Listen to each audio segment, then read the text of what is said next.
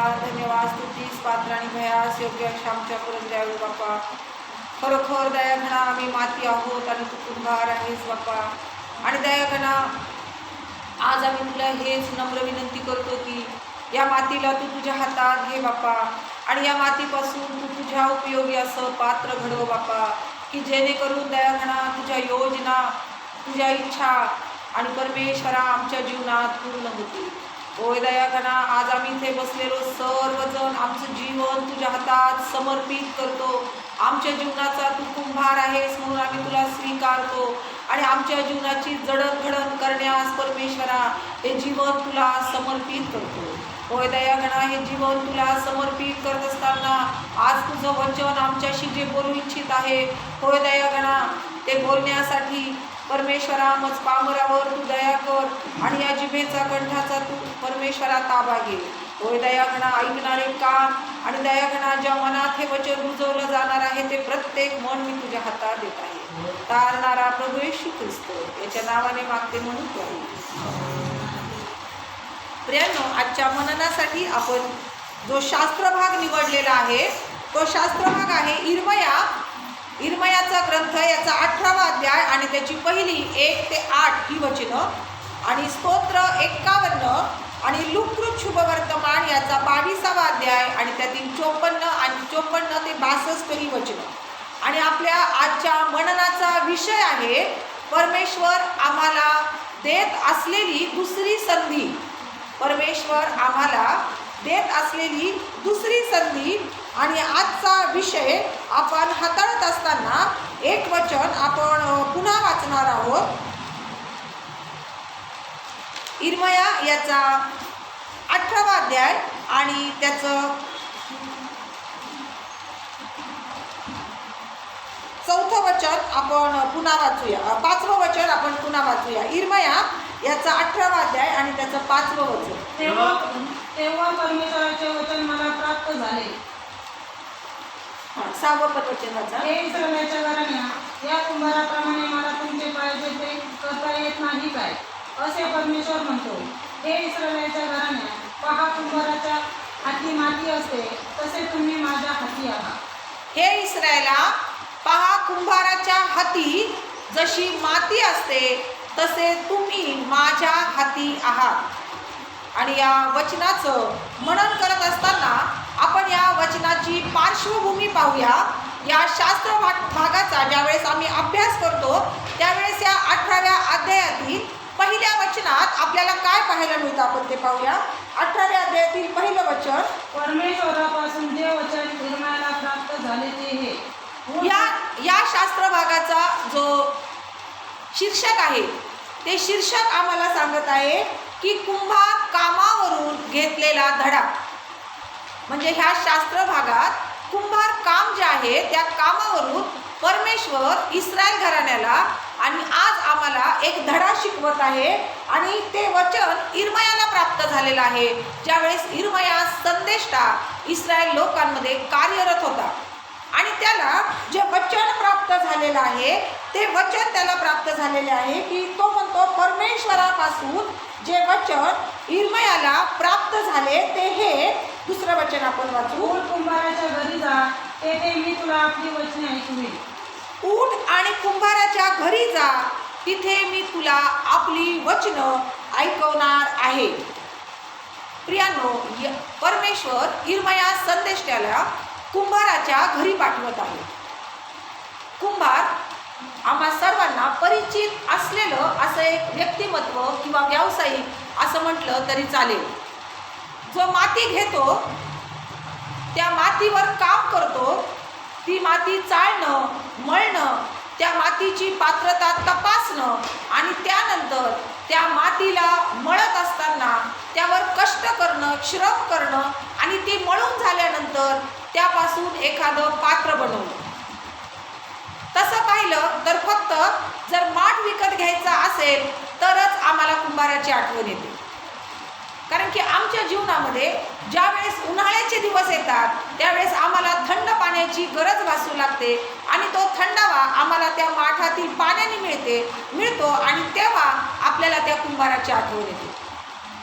तसं पाहिलं तर इतर वेळेस आपण कुंभाराविषयी अधिक विचार करत नाही, कारण की त्याचं स्थान समाजामध्ये फार उच्चभ्रू असं नाही. एक साधं काम करणारा आणि समाजाची गरज भागवणारा असं एक छोटंसं व्यक्तिमत्व. पण परमेश्वर इथं इर्मायाला म्हणत आहे की त्या कुंभाराच्या घरी जा जो कुंभार मातीची भांडी बनवतो, ज्याला समाजामध्ये फार असं उच्च स्थान नाहीये, फार काही असं श्रेष्ठ काम तो करत नाहीये, पण त्या कुंभाराच्या घरी जा, कारण की परमेश्वर समाजातील प्रत्येक तळागाळातील व्यक्तीचा त्याच्या कार्यासाठी उपयोग करून घेत असतो. आज इथं परमेश्वर त्याचं कार्य करत असताना, त्याच्या वचनाचं स्पष्टीकरण देत असताना, इस्रायलाला महत्त्वपूर्ण काही गोष्टी शिकवत असताना त्या कुंभाराची आठवण करत आहे. जो कुंभार समाजामध्ये जास्त उच्चभ्रू नाही तर दुर्लक्षित आहे.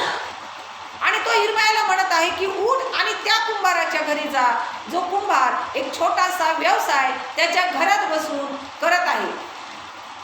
आणि इर्मायानं देखील तत्काळ परमेश्वराचं आज्ञापालन केलेलं आहे, कारण की इर्मायाला एक उत्सुकता आहे की परमेश्वर मला त्या कुंभाराच्या घरी धाडत आहे आणि तो पुढे म्हणत आहे की तिथे मी तुला काय करणार आहे तर माझी वचनं ऐकवणार आहे. प्रियानो, परमेश्वराचं वचन आम्हाला कुणाच्या घरात ऐकायला मिळेल याचा अंदाज आम्ही लावू शकत नाही. कुणाचं देखील घर परमेश्वर निवडू शकतो. आज परमेश्वरानं त्या कुंभाराचं घर निवडलेलं आहे, जे दगड मातीचं असेल, जे छोटंसं असेल, जे काही फार सुसज्ज नसेल, सुखसोयींनी भरलेलं नसेल, असं ते छोटंसं कुठंतरी त्या गावात कोपऱ्यात असलेलं, कुंभारवाड्यात असलेलं ते छोटंसं घर परमेश्वरानं यासाठी निवडलेलं आहे की त्या घरातून इर्मया संदेष्टाला परमेश्वराचं वचन. इर्मया हा मोठा संदेष्टा होता आणि तो संदेष्टा ते देवापासून प्राप्त होणारं वचन ऐकण्यासाठी आज त्या कुंभाराच्या घरी जातो.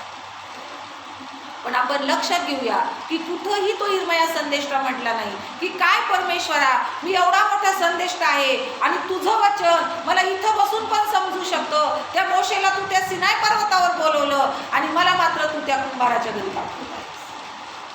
पण प्रियानो, इर्मयानं तत्काळ आज्ञापालन केलेलं आहे, कारण त्याच्या अंतःकरणात ती उत्सुकता होती की परमेश्वर नक्कीच मला काही महत्त्वाचं असं शिकवणार आहे, काहीतरी असं वचन देणार आहे की ते वचन ऐकण्यासाठी मला त्या छोट्याशा कुंभाराच्या घरातच जावं लागतं.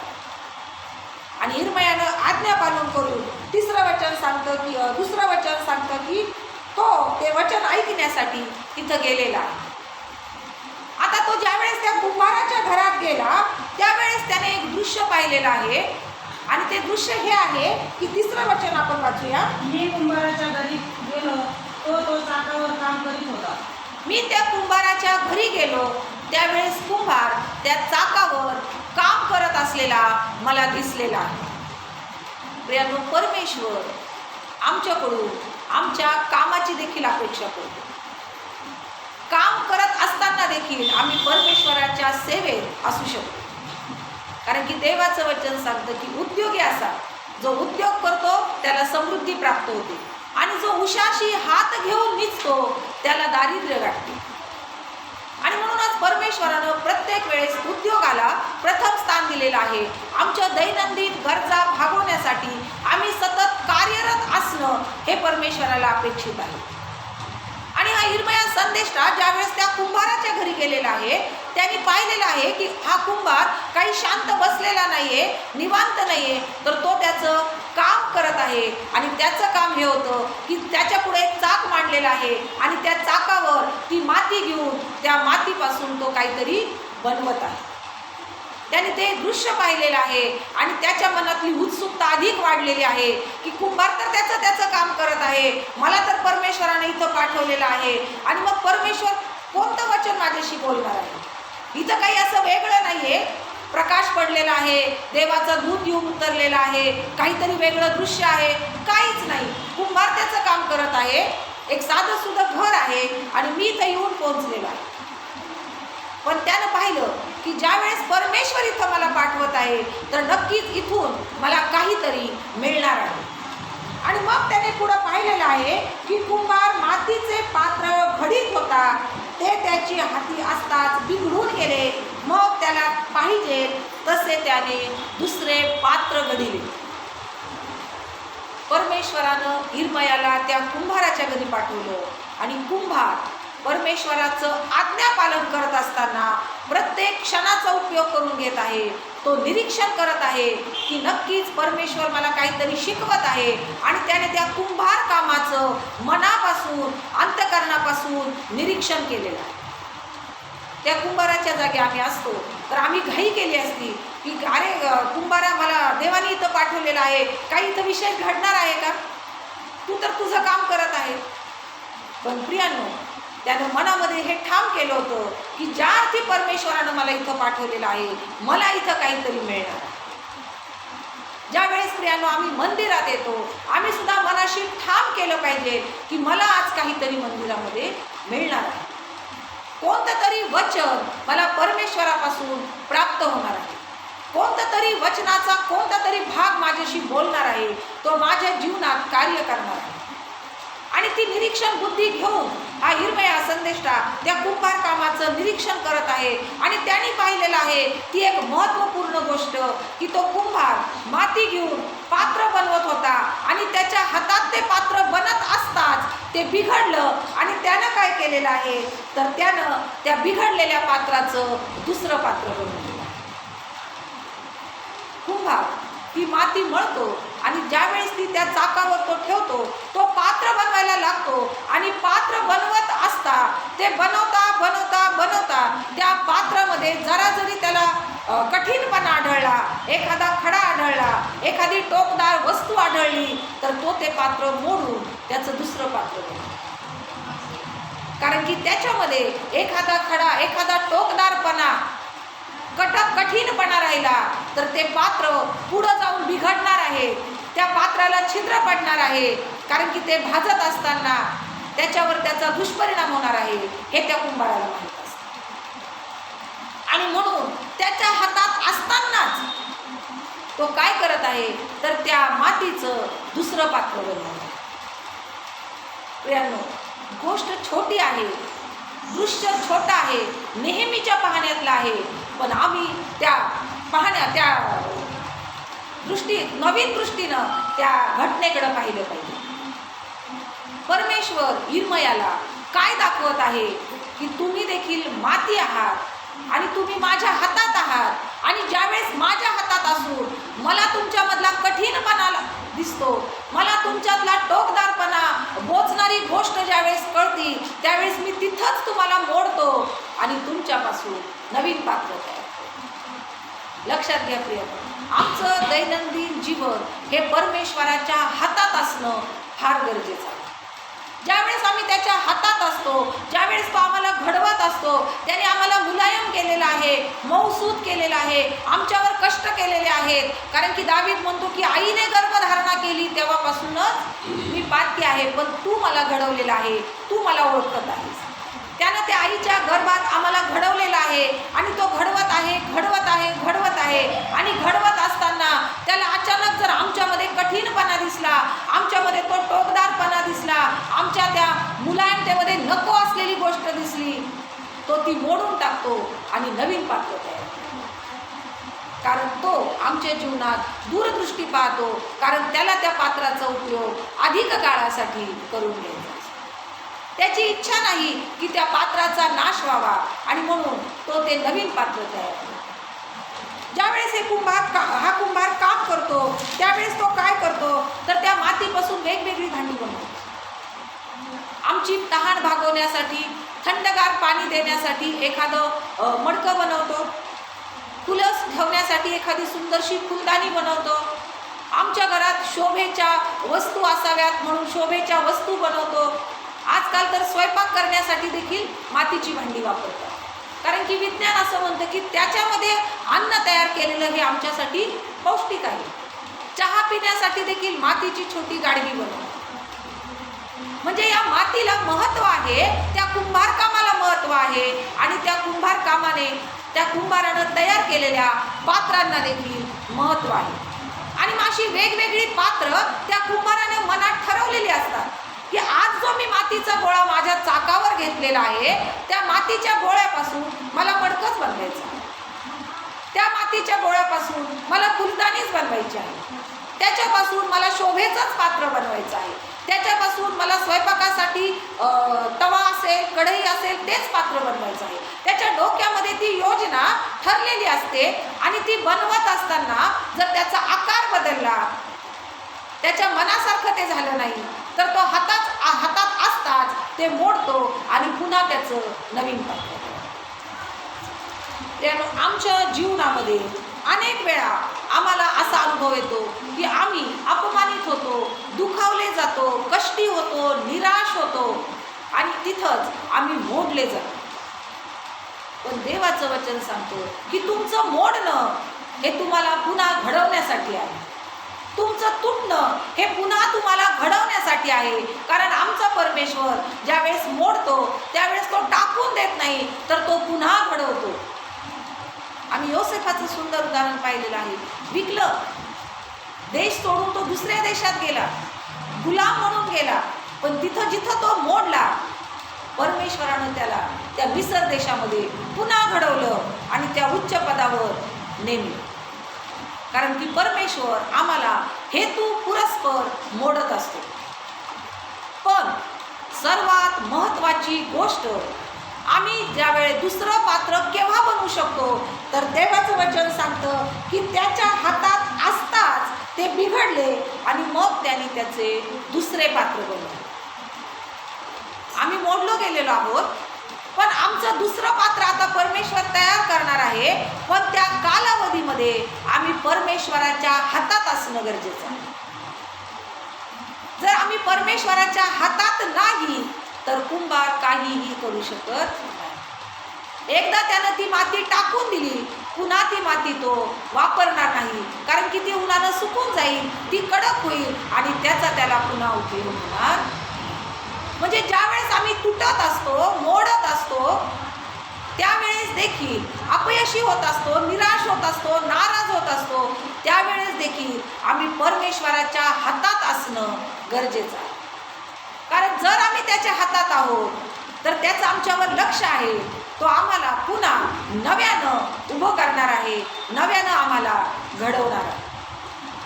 पण त्यासाठी त्याची इच्छा असते की तो जो कालावधी आहे त्या कालावधीमध्ये मी तुला दुसरी संधी देत आहे आणि ती संधी ही आहे की मी तुला पश्चातापाची संधी देत आहे.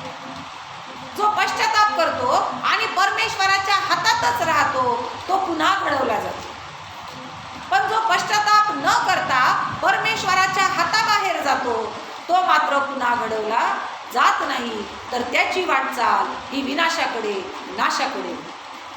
आणि म्हणूनच प्रियांनो, परमेश्वर आम्हाला प्रत्येकाला आमच्या जीवनामध्ये मोडतो, तोडतो, पण पुन्हा एकदा नवीन संधी देतो आणि त्याच संधीचा आम्ही उपयोग करून घेतला पाहिजे.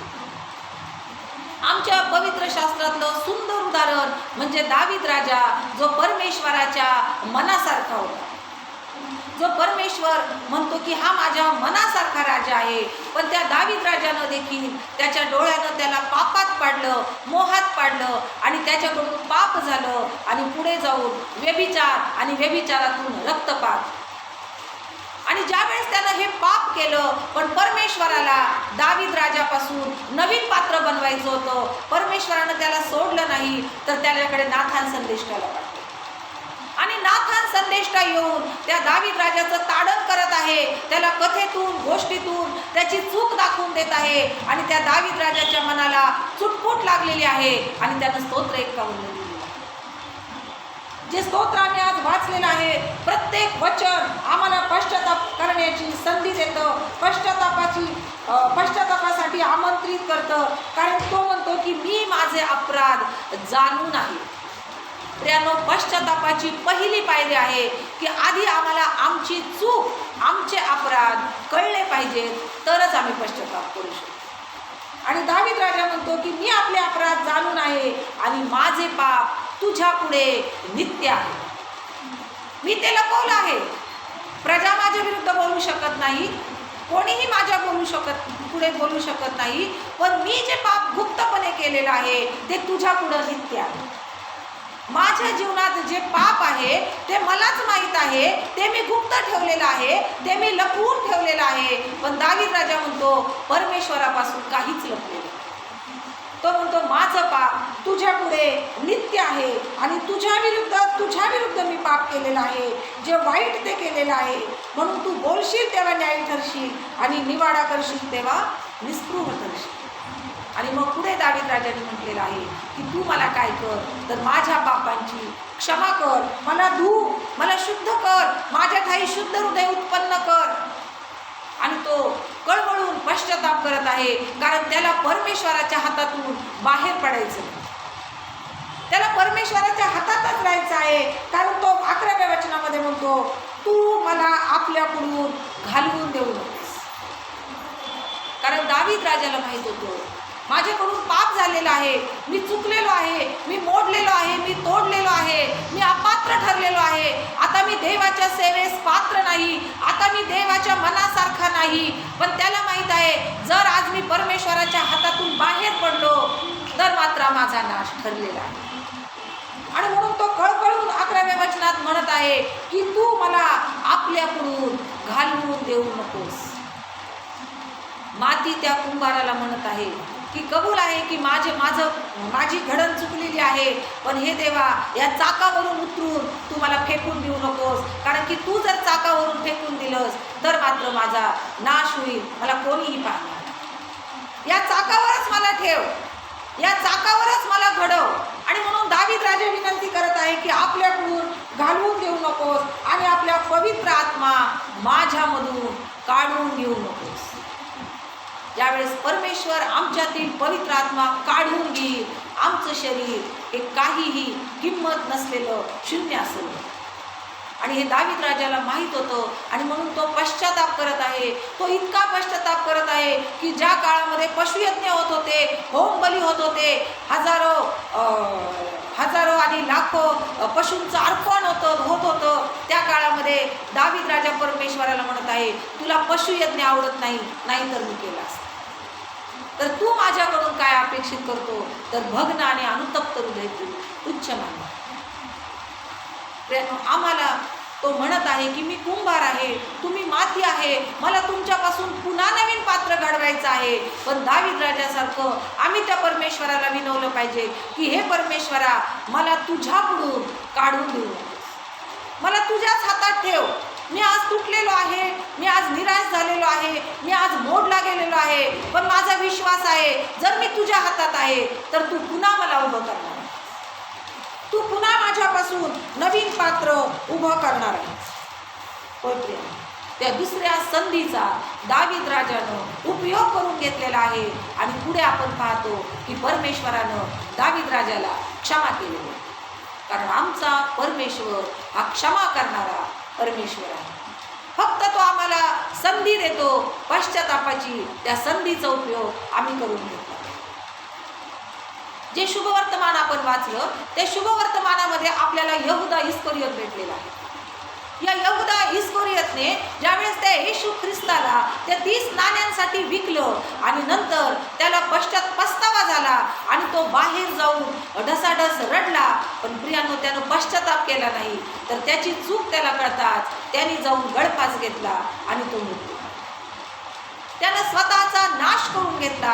पण जर त्याने तिथं पश्चाताप केला असता तर आमचा परमेश्वर दयाळू आहे, त्यानं त्याला पुन्हा दुसरी संधी दिली असती. कारण यहुदा हा त्या 12 शिष्यात निवडला गेलेला शिष्य होता. आम्ही देखील निवडले गेलेलो शिष्य आणि पात्र आहोत. पण आम्ही ज्यावेळेस आमच्या जीवनामध्ये चुकतो, आम्हाला ज्यावेळेस वाटतं की माझं पात्र बिघडलेलं आहे, त्यावेळेस आम्ही परमेश्वराच्या हातात असणं गरजेचं आहे, त्याच्या वचनात त्याच्या प्रार्थनेत असणं गरजेचं आहे. कारण आम्ही पस्तावा नाही तर आम्ही पश्चाताप करावा आणि पुन्हा परमेश्वराला विनंती करावी की हे परमेश्वरा तू माझ्यापासून पुन्हा नवीन पात्र तयार. पेत्राला देखील पेत्रानं देखील येशू ख्रिस्ताला 3दा नाकारलेला.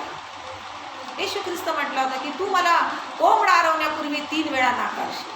आणि खरोखर पेत्रानं काय केलेलं आहे तर येशू ख्रिस्ताला 3 वेळा नाकारलेला आहे.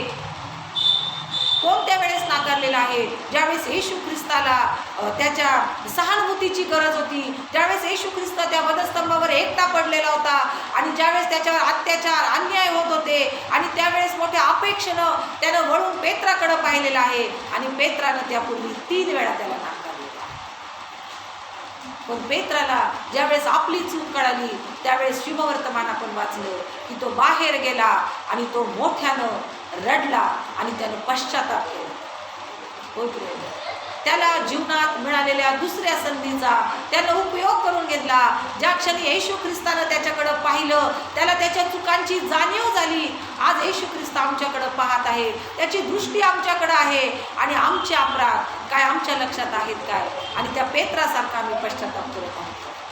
ज्यावेळेस पेत्रानं पश्चाताप केला त्यावेळेस आपण पुढं पाहतो की जो पेत्र ज्यानं घाबरून येशूला नाकारलं होतं त्याच पेत्रानं त्या पेंटिकॉस्टच्या दिवशी हजारो लोकांपुढं भाषण केलेलं आहे आणि 1 नाही 2 नाही 3000 लोकांनी बाप्तिस्मा घेण्यास तयार झाले. हजारो लोकांना त्यानं त्यांच्या पापाची जाणीव करून दिलेली आहे आणि त्यांना सांगितलेलं आहे की तुम्ही कुणाला नासरेतकर येशू मसीह ज्याला तुम्ही काय केलेलं आहे, धरून दिलेलं आहे, ज्याला तुम्ही धरून दिले, ज्याला तुम्ही त्या वधस्तंभावर खेळले, तो दुसरा तिसरा कुणी नसून तो मसीहा होता, हे त्यानं ठामपणं हजारो लोकांपुढे मांडलेलं. हे धैर्य त्याला कुठून आलं? हजारो लोकांपुढं उभं राहून बोलण्याचं धैर्य. ज्या काळामध्ये शिष्यांना पकडून तुरुंगात टाकत होते, शिरच्छेद करत होते, अशा परिस्थितीत हे बोलण्याचं धैर्य त्याला कुठून आलं होतं? कारण आजही तो परमेश्वराच्या हातात होता. ज्यावेळेस आम्ही परमेश्वराच्या हातात असतो त्यावेळेस सत्य बोलण्यासाठी आम्हाला परमेश्वर धैर्य पुरवतो. आणि जे सत्य त्याला उमगलं होतं ते सत्य त्यांनी स्वतःपुरतं न ठेवता ते हजारो लोकांपुढं मांडलं आणि तो त्यांना म्हणाला की तुम्ही पश्चाताप करा आणि बाप्तिस्मा घ्या. जो स्वतः पश्चाताप करतो तो दुसऱ्यांना पश्चाताप करण्यास सांगू शकतो. आणि त्यानं पश्चाताप करण्यास लोकांना प्रवृत्त केलं आणि 3000 लोकांनी बाप्तिस्मा घेतलेला आहे. आणि जे येशू ख्रिस्त मत्तई 16:18 मध्ये म्हटलेला होता ते पूर्ण झाले. मत्तई शुभवर्तमान याचा 16वा अध्याय आणि त्याच्या 18व्या वचनामध्ये येशू ख्रिस्तानं या पेत्राविषयी काय म्हटलेलं होतं आपण ते पाहूया. मत्तई शुभवर्तमान याचा 16वा अध्याय आणि त्याचा 18वा वचन. आणखी मी तुला सांगतो, तू पेत्र आहेस आणि या खडकावर मी आपली मंडळी रचीन व तिच्या पुढे अधोलोकाच्या द्वाराचे काहीच चालणार नाही. येशू ख्रिस्त त्याला म्हटला होता, आणखीन मी तुला सांगतो की तू पेत्र आहेस आणि तुला खडक हे नाव दिलेलं आहे आणि या खडकावर मी मंडळी रचणार.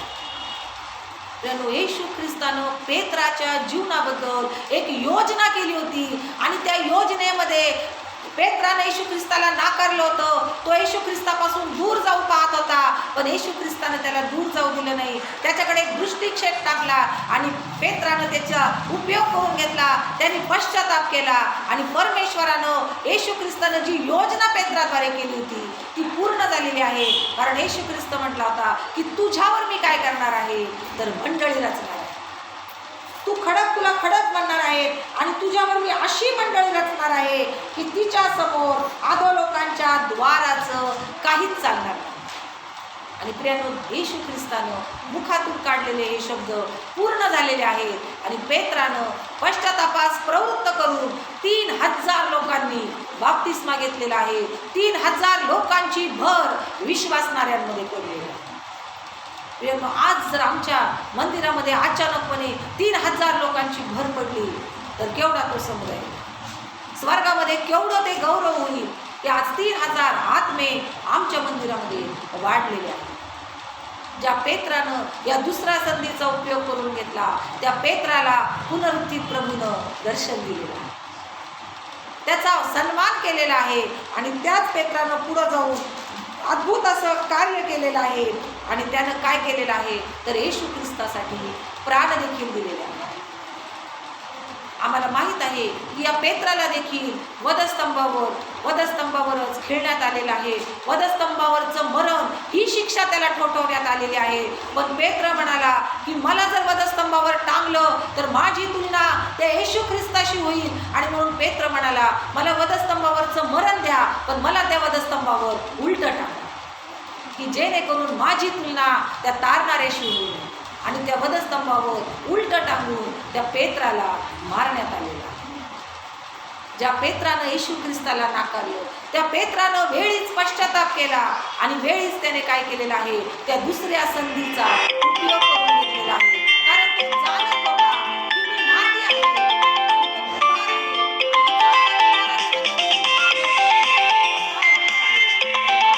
तो नाश होणार आहे. प्रेम, आज आम्ही परमेश्वराच्या त्या कुंभाराच्या हातात आहोत का? आज जर आम्ही त्याच्या हातात आहोत तर तो आमच्यापासून नवीन पात्र तयार करू इच्छितो. बरं, आज परमेश्वरा आम्हाला नवीन कर. आज आम्हाला तू वाढव. आज आम्ही तुटलेलो आहोत, आम्ही मोडलेलो आहोत, आम्ही निराश झालेलो आहोत, आम्ही अपमानित झालेलो आहोत, आमच्या मनात अनेक विचार आहेत. पण आम्हाला तुझ्यापासून दूर जाऊ देऊ नकोस, तर आम्हाला तुझ्याच हातात ठेव. त्या चाकावरून आम्हाला बाहेर काढू नकोस, तर आम्हाला उचल आणि पुन्हा एकदा आम्हाला नवीन पात्र तयार कर. आणि असं पात्र तयार कर की ज्या पात्रात जाऊ तो तुझ्या आणि तुझ्याच कार्यासाठी, जी योजना तू माझ्या जीवनात आखलेली आहे त्या योजनेवर चालण्यासाठी तू मला पुन्हा नव्यानं घडव. अशा आम्ही त्या कुंभाराला आज विनंती करणार आहोत. कारण तो म्हणत आहे की मी कुंभार आहे आणि तुम्ही माती आहे. प्रभू करो आणि आजचं वचन आम्हा सर्वांसाठी आशीर्वादाचं, लाभाचं आणि आरोग्याचं